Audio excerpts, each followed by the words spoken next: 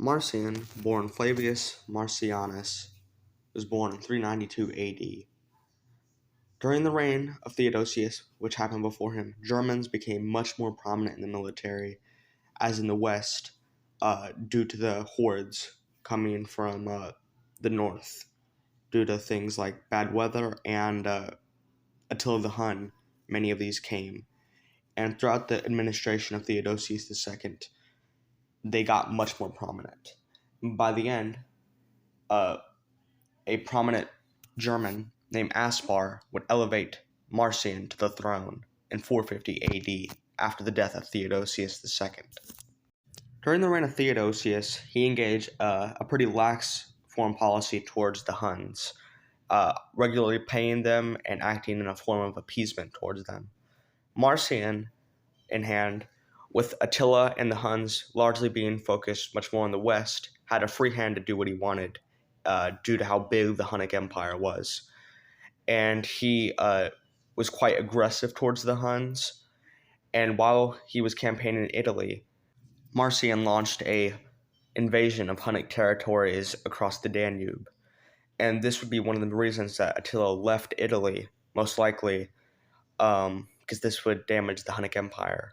And shortly after this, Attila would die and the Hunnic Empire would soon collapse, which would have major implications for the coming centuries, as this would leave a previously divided between two empires, Europe, with the Romans and the Huns, to be much more destabilized, and would give rise to future khanates like the Avars and others.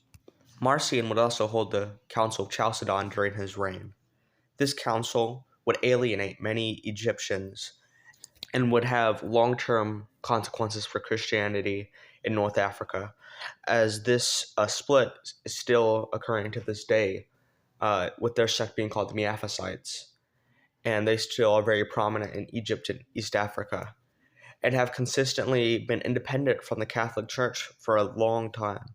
So for 1600 years, this council would negatively affect relations with them in Egypt, and would also have negative effects when the Arab conquest happens 200 years later, with many of them still being disaffected with the church. Also during his reign, he had good economic policy and overall good domestic policy, especially with his wife, Pulcheria, which provided a great deal of stability that was severely lacking in the West, for example. Marcian died from an unknown illness in 457 AD, and would leave the treasury with a great deal of wealth that had not been seen for a long time due to the payments to the Huns and the appeasement of Theodosius II. So, was Marcian a good Roman emperor? I'll put him at B tier, as he did not really do any conquests, but he did manage to maintain a great deal of stability.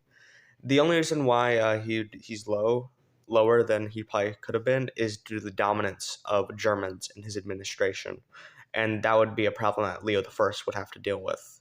So anyway, I hope you liked the video. Goodbye.